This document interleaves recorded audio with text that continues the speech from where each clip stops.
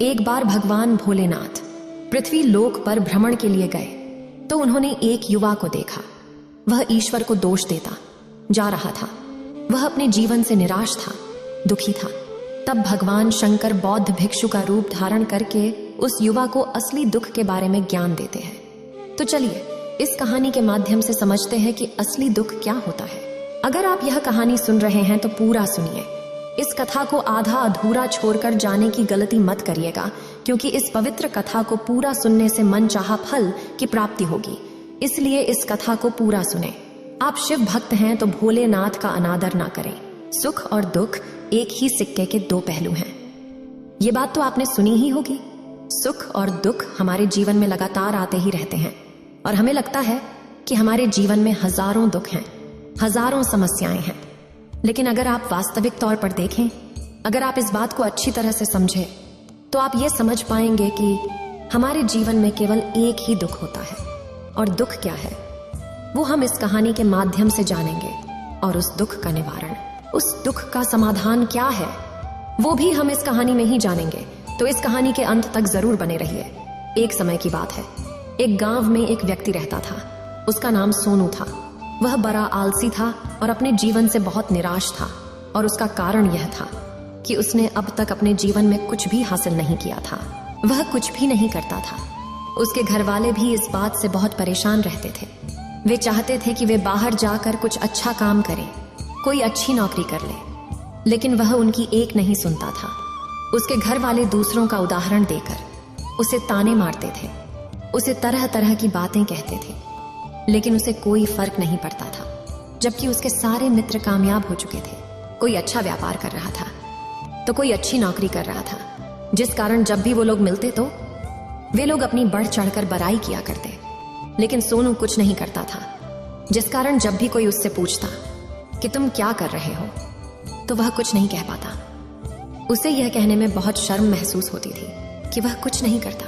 वो हमेशा सबसे केवल एक ही बात कहता था कि मैं कोशिश कर रहा हूं, लेकिन उसकी कोशिशों का कोई भी फल किसी को नजर नहीं आ रहा था। देखते ही देखते अब ऐसा समय आ चुका था कि सोनू सभी से मुंह छिपाता फिरता, ताकि कोई उसे यह न पूछ ले कि तुम क्या करते हो, जिस कारण वो कभी किसी के सामने भी नहीं आता था। धीरे धीरे उसका मन दुखी होने लगा था। वह बहुत निराश रहने लगा था। उसे अब ऐसा प्रतीत होता था मानो वह इस धरती पर बोझ है, जिस कारण वो अपने आप को बहुत अकेला महसूस करता, बहुत तन्हा महसूस करता। एक दिन तो उसके मन में ये भी विचार उत्पन्न होने लगे कि मेरे हाथों में कुछ नहीं है तो मैं क्या कर सकता हूँ। अकेले बैठकर वह रोता रहा और भगवान को दोष देता रहा। एक दिन छुपता छुपाता वह घर से निकलकर कहीं जा रहा था। तभी उसने रास्ते में देखा कि एक बौद्ध भिक्षु लोगों को प्रवचन दे रहे हैं और प्रवचन में वह दुख की बातें कर रहे हैं। सोनू कुछ देर के लिए अपना मुंह छुपाकर वहीं पर खड़ा हो गया ताकि उसे कोई देख न ले, और चुपचाप वह उन भिक्षु की बातें सुन रहा था। बौद्ध भिक्षु सभी को प्रवचन में कह रहे थे कि दुख हमारा सबसे बड़ा साथी है। हमें दुख अपने जीवन के बारे में समझाता है और हमें सही जीने का तरीका बताता है। यह हमारे गुरु की तरह है, जिससे हमें सीखना चाहिए। आप चाहें तो अपने जीवन में अपने दुखों को अपना गुरु बना सकते हैं और उससे सीख सकते हैं, या फिर आप चाहें तो अपने दुखों पर बैठकर रो सकते हैं, लेकिन इससे आपको कोई लाभ नहीं मिलेगा, बल्कि आप दिन ब दिन और कमजोर होते जाएंगे, निराश होते जाएंगे। सोनू छुप छुप कर उन बौद्ध भिक्षु की ये सारी बातें सुन रहा था। जैसे ही उपदेश खत्म हुआ, वह उन बौद्ध भिक्षु के पास पहुंचा। उन्हें प्रणाम करके वह कहता है, हे महात्मा, अभी आप कुछ देर पहले दुख को गुरु बता रहे थे। आप कह रहे थे कि दुखों से हमें सीखना चाहिए, हमें उन्हें अपना गुरु बनाना चाहिए। लेकिन मैं भी तो अपने दुखों से परेशान हूँ, अपने जीवन से परेशान हूँ। मैंने अब तक जो दुख झेला है, मुझे तो कभी ऐसा प्रतीत नहीं हुआ कि मेरे दुख मुझे कुछ सिखा रहे हैं, बल्कि मुझे तो हमेशा यही लगता है कि वो मुझे पीड़ा दे रहे हैं, तकलीफ दे रहे हैं। पर दुख की पीड़ा बहुत भयंकर होती है। ऐसा लगता है अब इसके बाद हमारा जीवन समाप्त हो जाएगा, इसके बाद हमें कुछ नहीं मिलने वाला, और यहाँ तक कि हमें मृत्यु भी उसके सामने कम लगती है। जब लोग ताने मारते हैं, जब लोग यह कहते हैं कि तुम क्या कर रहे हो, तो मन को बहुत ठेस पहुंचती है और मैं उनसे कुछ नहीं कह पाता। सोनू की ये सारी बातें सुनकर वो बौद्ध भिक्षुक सोनू से कहते हैं, बेटा तुम्हें क्या दुख है और तुम दुख के बारे में ऐसी बातें क्यों कर रहे हो? सोनू ने अपने ऊपर बीती हुई सारी बातें उन बौद्ध भिक्षु को बता दी और कहने लगा, हे महात्मा, क्या आपके पास मेरे दुख का कोई समाधान है? सोनू की यह बात सुनकर वो बौद्ध भिक्षु मुस्कुराने लगे और सोनू से कहते हैं, बेटा जब तुम्हारे जीवन में कोई असली दुख आए तब तुम मेरे पास आना, मैं इसका समाधान तुम्हें अवश्य बताऊंगा। उन बौद्ध भिक्षु की यह बात सुनकर सोनू थोड़ा सा अचरज में पड़ गया। उसे यह समझ नहीं आ रहा था कि क्या उसने अब तक जो दुख झेला है वह असली दुख नहीं है। उसने जो अब तक पीड़ाएं सही हैं, जो ताने सहे हैं, जो तकलीफें उठाई हैं, क्या वह असली दुख नहीं है? आगे वह मन ही मन अपने आप से कहता है कि जब मुझे मेरे अपने नहीं समझ पाए तो ये बौद्ध भिक्षु मुझे क्या समझेंगे। इतना सोचकर वह वहां से चला गया। सभी लोगों के ताने सुन सुनकर सोनू बहुत थक चुका था, तो बहुत निराश हो चुका था, जिस कारण उसने निर्णय लिया कि वह अब कुछ करके दिखाएगा। उसने अपने पिता से थोड़ा सा रुपया लिया और उस रुपया से उसने एक व्यापार शुरू किया। उसके पिता बहुत खुश थे कि कम से कम मेरा बेटा कुछ करने का प्रयास तो कर रहा है, लेकिन उसे व्यापार में कोई सफलता नहीं मिल रही थी, जिस कारण वो बहुत ही हताश हो चुका था। वह बहुत निराश हो चुका था। उसे ये समझ नहीं आ रहा था कि वह क्या करे, किस तरह से अपने व्यापार को आगे बढ़ाए। तभी उसके पिता ने उससे कहा, बेटा कोई बात नहीं, इसी तरह से प्रयास करते रहो, आज नहीं तो कल सफलता अवश्य मिलेगी। सोनू ने अपने पिता की बात मानी और अपने व्यापार में और भी कड़ी मेहनत करने लगा। धीरे धीरे उसे सफलता मिलने लगी और फिर उसने रफ्तार पकड़ ली। देखते ही देखते केवल 3 सालों के अंदर वह एक बहुत बड़ा व्यापारी बन गया। अब उसके पास धन दौलत की कोई कमी नहीं थी। लोग जो उसे पहले नापसंद किया करते थे, अब उसे पसंद करते थे, उसकी चिंता करते थे, उसके कार्यों की सराहना करते थे। उसके माता पिता भी अब अपने बेटे से बहुत खुश थे और उसकी सफलता से वे अत्यंत प्रसन्न थे। धीरे धीरे सोनू के मित्रों की संख्या लगातार बढ़ती जा रही थी। सोनू के कुछ मित्रों ने उसे यह भी सलाह दी कि उसे अपना व्यापार और तेजी से बढ़ाना चाहिए, उसे और फैलाना चाहिए। जब तुम आज केवल इस नगर के सबसे बड़े व्यापारी हो तब तुम इतना खुश हो, तुम्हारे साथ ये सारे लोग हैं। वहीं पर तुम सोचो कि जब तुम इस राज्य के सबसे बड़े व्यापारी बन जाओगे तब तुम्हारे यहाँ पर लोगों की भीड़ लग जाएगी। लोग तुमसे मिलने के लिए समय निकालेंगे। यहाँ तक कि इस राज्य का राजा भी तुमसे मिलना चाहेगा, तुम्हारी तारीफ करेगा, और यदि कभी ऐसी जरूरत आन पड़ी तो वह तुमसे धन भी उधार लेने के लिए अवश्य आएगा। सोनू को अपने दोस्त की यह बात बहुत पसंद आई। सोनू ने सोचा कि मेरे मित्र सही कह रहे हैं, मुझे अपने व्यापार को और बड़ा करना चाहिए और फैलाना चाहिए, तभी तो हर कोई मेरे बारे में जान सकेगा, हर कोई मुझे पहचानेगा। उसने बिना देरी किए, अपने समय को बिना गवाए अपने व्यापार में और मेहनत करने लगा। लेकिन अब की बार उसके मन में धैर्य नहीं था, जिस कारण उसने कुछ अनुचित कदम उठाए ताकि उसका व्यापार जल्दी से जल्दी और बड़ा हो जाए। उसने कई लोगों से अधिक मात्रा में धन उधार ले लिया, जिससे उसके ऊपर अब काफी ऋण हो चुका था। और इतना ही नहीं, वो यहाँ पर नहीं रुका। उसने अधिक से अधिक मुनाफा कमाने के चक्कर में अपने माल की गुणवत्ता को भी खराब कर दिया, जिससे अब उसके माल में वह बात नहीं रह गई थी जो पहले हुआ करती थी। लेकिन वह अपने मित्रों की बात सुनता रहा। जैसा उसके मित्र कहते थे वो वैसा ही करता चला जा रहा था। यहाँ तक कि उसने अपने व्यापार को और भी तीव्रता से बढ़ाने के लिए अपने दूसरे छोटे व्यापारियों के खिलाफ षड्यंत्र भी रचने शुरू कर दिए, जिस कारण उसके मन में अब पहले जैसा वह सुकून नहीं था। उसे अब रातों को नींद नहीं आती थी। वह केवल एक ही विचार में लगा रहता था कि किस तरह से उसका व्यापार पूरे राज्य में फैल जाएगा और वह इस राज्य का सबसे बड़ा व्यापारी बन जाएगा, जिस कारण वह दिन रात केवल इसी मेहनत में लगा रहता, वह किसका व्यापार जल्दी से जल्दी और बड़ा हो जाए। हालांकि उसके पास अब सब कुछ था, धन दौलत, अच्छा घर, गाड़ियां, नौकर चाकर, सभी सुख सुविधाएं, लेकिन उसके बावजूद भी वह उन चीजों का लाभ नहीं उठा पा रहा था, क्योंकि उसका पूरा ध्यान केवल अपने व्यापार को और उन्नति पर ले जाना था। एक दिन सोनू अपने रथ पर बैठकर एक मार्ग से होकर गुजर रहा था। तभी रास्ते में उन्हें गुरुवर का आश्रम पड़ा। ये देखकर वह उन बौद्ध भिक्षु के पास गया और बौद्ध भिक्षु से कहने लगा, हे महात्मा, आपने कहा था कि जब मेरे जीवन में कोई असली दुख आए तब मैं आपके पास आऊं। इस कारण मैं यहाँ पर आया हूँ। आज मैं बहुत दुखी हूँ। मैं रातों को सो नहीं पाता। मेरे पास सब कुछ होते हुए भी मैं उनका लुत्फ नहीं उठा पाता। उसने अपनी सारी बातें एक एक करके उन बौद्ध भिक्षु को बता दी। तभी वह बौद्ध भिक्षु सोनू से कहते हैं, बेटा, जब तुम पहली बार आए थे तब भी तुम बहुत दुखी थे, लेकिन तब तुमने अपने दुख से क्या सीखा था? इसके जवाब में सोनू उन बौद्ध भिक्षु से कहता है, हे महात्मा, जब मैं अपने जीवन में कुछ नहीं कर पा रहा था तब मैंने अपने दुखों से यह सीखा था कि केवल सोचने मात्र से कुछ नहीं होगा। उसके लिए हमें कुछ करना भी पड़ेगा, और केवल कोई कर्म करना ही हमें सफल नहीं बनाता, बल्कि उस कर्म को उसके अंजाम तक पहुंचाना हमें सफल बनाता है। फिर चाहे रास्ता कैसा भी हो, फिर चाहे परिस्थितियां कैसी भी क्यों ना हो, फिर चाहे कितनी ही बाधाएं आपके रास्ते में क्यों ना आ जाएं, चाहे ऐसा क्यों ना लगने लगे कि अब आपके जीवन में कुछ नहीं बचा और आप कुछ नहीं कर सकते, तब भी हौसला बनाए रखो, उम्मीद न छोड़े और अपने कार्य पर डटे रहो, यह सोचकर कि जब तक मैं अपने कार्य को सफल नहीं कर लेता, जब तक मैं अपने लक्ष्य तक नहीं पहुंच जाता, तब तक मैं इस कार्य को करता रहूंगा। मैं इस कार्य में अवश्य सफल होकर ही रहूंगा। जबकि बाकी लोग केवल सफल लोगों को महत्व देते हैं, उनके कर्मों को नहीं। सोनू की ये सारी बातें सुनकर वह बौद्ध भिक्षु मुस्कुराने लगे और इस सोनू से कहते हैं, बेटा, जब तुम्हारे जीवन में असली दुख आए तब तुम मेरे पास आना, मैं तुम्हारी समस्या का समाधान अवश्य करूंगा। इतना कहकर वह बौद्ध भिक्षु वहां से उठकर चले गए। सोनू एक बार फिर से उनकी ये बातें सुनकर आश्चर्यचकित रह गया। उसे अब यह समझ नहीं आ रहा था कि क्या उसने जो दुख देखा है, उससे जो तकलीफें अब तक सही हैं, क्या वह असली दुख नहीं है? उसके मन में अब एक सवाल उत्पन्न होने लगा कि असली दुख क्या है और इसकी पहचान क्या है, और मुझे कैसे पता चलेगा कि इस समय में असली दुख मैं हूं।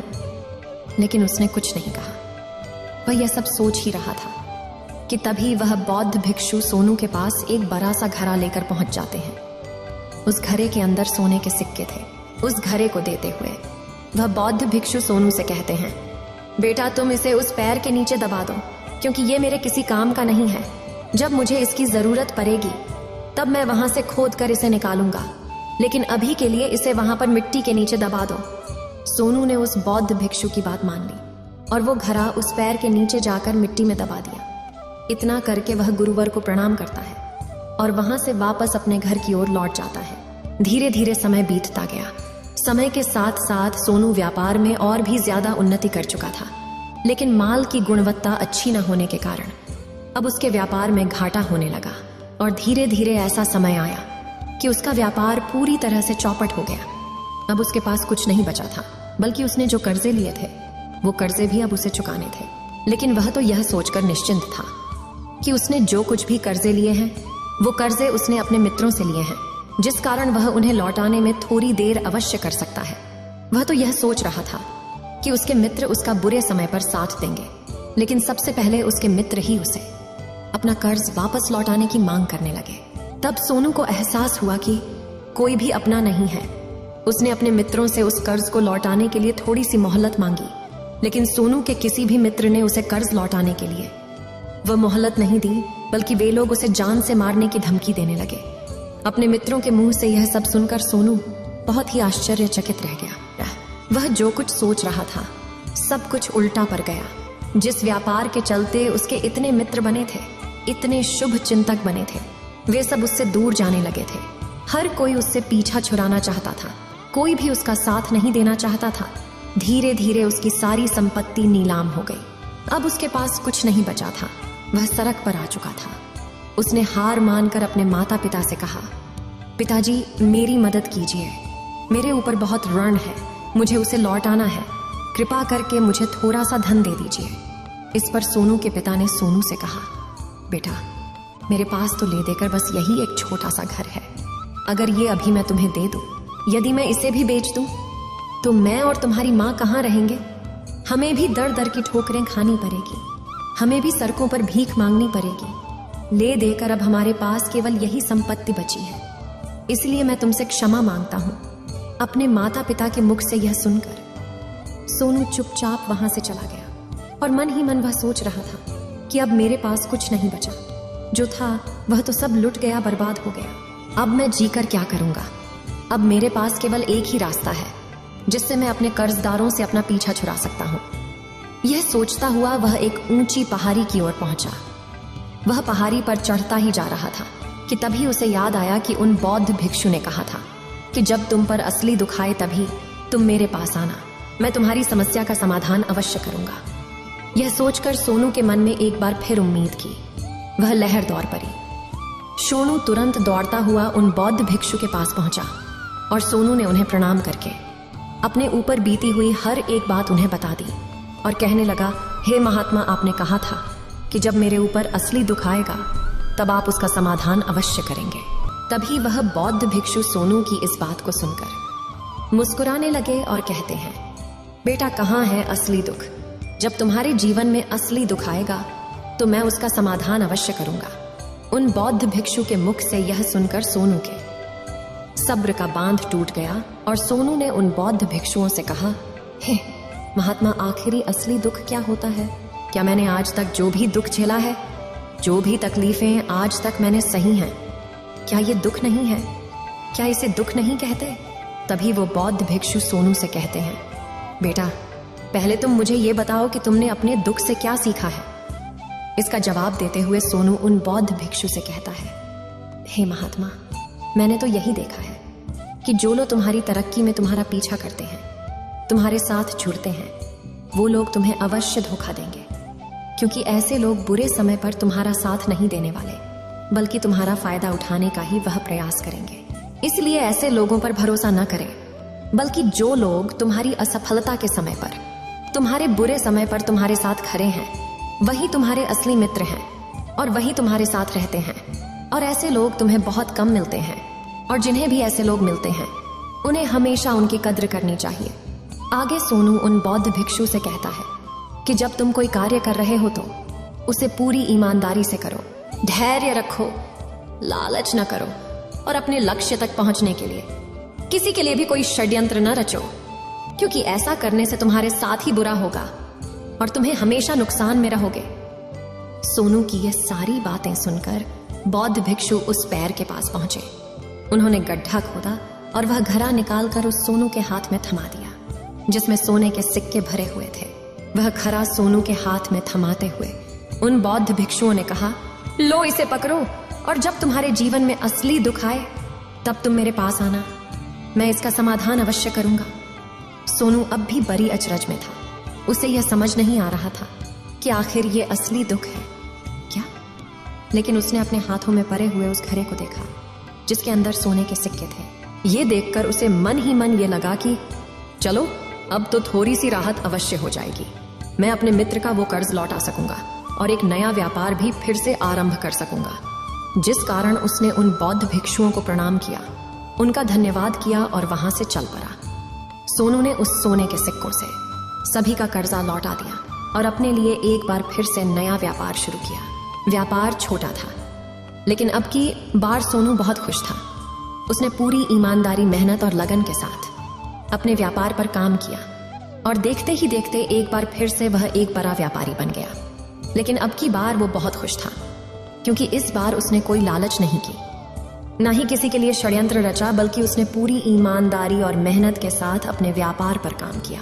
लेकिन जैसे जैसे आप धनी होते जाते हैं, जैसे जैसे आप अमीर बनते जाते हैं, आपके मन में एक डर और उत्पन्न होने लगता है, और वह अपनी दौलत को न खो देना, जिस कारण आप लोग दान करना शुरू कर देते हैं, पुण्य करना शुरू कर देते हैं, लोगों की मदद करते हैं, ताकि आपके जीवन में कभी कोई दुख ना आए। लेकिन यह जीवन सुख और दुख का संगम है, जिस कारण हर किसी को सुख और दुख से होकर गुजरना ही पड़ता है। इसी वजह से एक बार फिर से सोनू के जीवन में एक और दुख उत्पन्न हुआ। अब की बार उसके माता और पिता दोनों की मृत्यु हो गई। सोनू अपने माता पिता से बहुत प्रेम करता था, जिस कारण उसके मन को बहुत गहरा आघात पहुंचा। जब आखिरी बार वह उन्हें देख रहा था तो उसके मन में हजारों सवाल उत्पन्न होने लगे। वह अपने घर लौटा। घर लौटकर उसने देखा कि जिस संपत्ति के लिए वह हमेशा लड़ते झगड़ते रहते थे, आज उसकी देखभाल के लिए कोई नहीं था। उसके माता पिता ने जो भी मेहनत की, जो भी अपने जीवन में इकट्ठा किया, सब यही रह गया। लेकिन अब सब कुछ खत्म हो चुका था और सोनू का मन अब बहुत बेचैन हो रहा था। उसके मन में हजारों सवाल उत्पन्न हो रहे थे और वह अपने आप को बहुत अकेला महसूस कर रहा था। उसे बहुत खाली सा महसूस हो रहा था। उसने इधर उधर देखा, लेकिन उसे कुछ समझ नहीं आया। तभी उसे उन बौद्ध भिक्षु की याद आई। वे तुरंत ही भागा भागा उन बौद्ध भिक्षु के पास पहुंचा। उसे देखते ही उन बौद्ध भिक्षु ने सोनू से सवाल किया और कहा, क्या बात है बेटा, क्या कोई फिर से दुख आन पड़ा है? तभी सोनू ने कहा, नहीं गुरुदेव, अब तो सब ठीक है, लेकिन आज मेरे माता पिता की मृत्यु हो गई और मैं बहुत अकेला महसूस कर रहा हूँ। मैं बहुत दुखी महसूस कर रहा हूँ, जैसे कुछ खाली सा है, जैसे कुछ अकेलापन सा। तभी वह बौद्ध भिक्षु सोनू से कहते हैं, बेटा, इसमें दुखी होने वाली बात क्या है? यह तो जीवन है, एक दिन तो सभी को जाना है। यहाँ पर कोई भी रहने नहीं आया और ना ही कोई रहेगा। हम सब एक ना एक दिन मृत्यु को प्राप्त हो ही जाएंगे, और मृत्यु कब आएगी ये किसी को नहीं पता। हो सकता है कि तुम्हारी मृत्यु कल ही हो जाएगी, या फिर आज और अभी। यह सुनकर सोनू आश्चर्यचकित रह गया। उसने उन बौद्ध भिक्षु से कहा, हे महाराज, आप ये क्या कह रहे हैं? मैं तो अभी जवान हूं और मुझे तो अभी अपनी पूरी उम्र जीना है। मैं तो जीना चाहता हूँ, कुछ करना चाहता हूँ, और आप कह रहे हैं कि मैं कभी भी मृत्यु को प्राप्त हो सकता हूँ। इस पर वो बौद्ध भिक्षु सोनू से कहते हैं, बंदे, इस भ्रम में मत रहना कि मृत्यु केवल बूढ़े को आती है। बूढ़ों के सामने तो उनके जवान बच्चे तक मर जाते हैं। मृत्यु कभी किसी की उम्र देखकर नहीं आती और ना ही किसी को बताकर आती है। उन बौद्ध भिक्षु के मुख से ये सारी बातें सुनकर सोनू और भी ज्यादा बेचैन हो गया और वो चुपचाप वहां से चला गया। उसके मन का वो खालीपन अब भी वैसे ही था। वह भी अपने आप को बहुत अकेला महसूस कर रहा था। उसके बाद से उसका मन अपने व्यापार में भी नहीं लगता। जब भी वह कोई कार्य करता तो उसके मन में ढेर सारे प्रश्न उठने लगते हैं। वो क्या कर रहा है, क्यों कर रहा है, और उसने इस कार्य को क्यों किया? उसके मन में अब एक और प्रश्न उत्पन्न होने लगा था, क्या हम यहाँ पर केवल इसीलिए आते हैं कि इस जीवन को भोगे और एक दिन मृत्यु को प्राप्त हो जाए?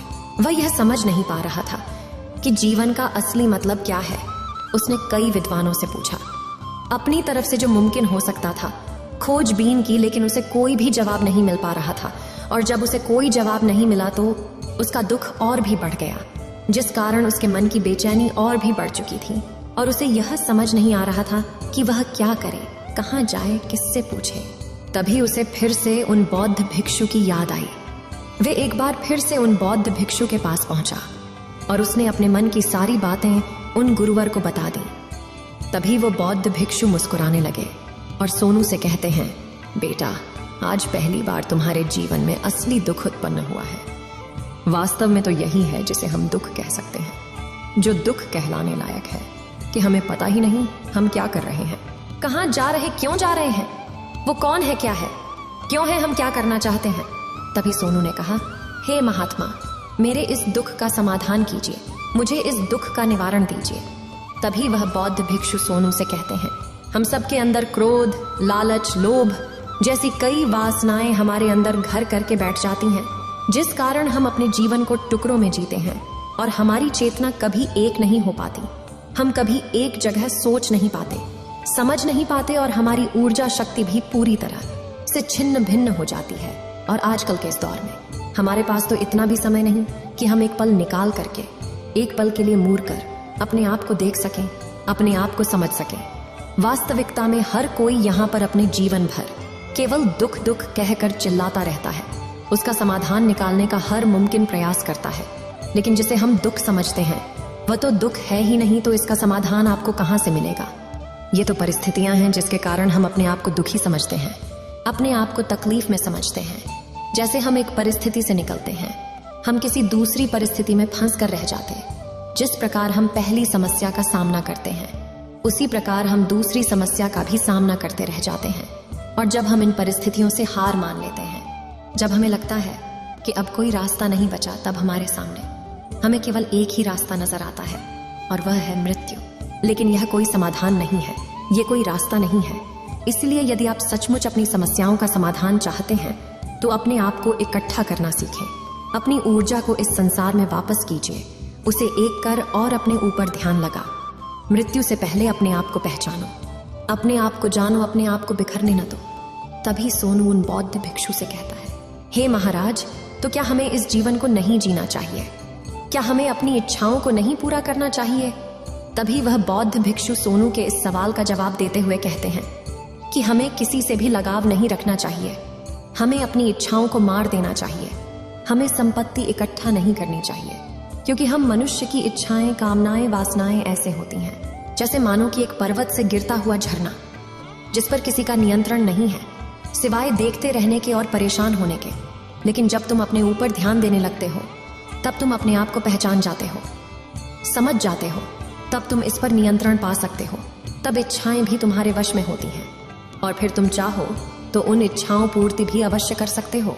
गुरुदेव की ये सारी बातें सुनकर सोनू ने गुरुदेव से कहा, हे महाराज, आपका बहुत बहुत धन्यवाद।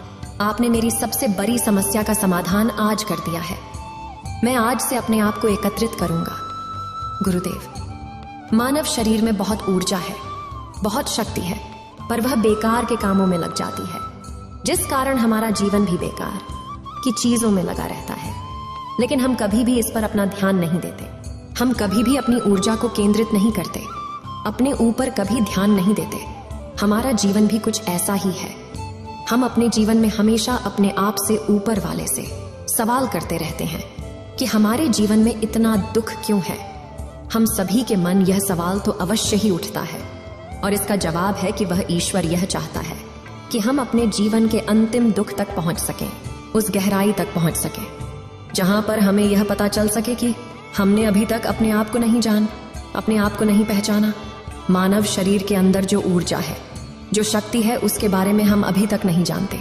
हम अपने आप को चाहे तो एकत्रित कर सकते हैं, अपने आप पर नियंत्रण पा सकते हैं, लेकिन हम अपनी इस ऊर्जा का बेअर्थ उपयोग करते रहते, व्यर्थ की चीजों में लगा देते, जिस कारण हम अपने आप को कभी नहीं पहचान पाते और ना ही कभी अपने आप पर नियंत्रण पा सकते हैं।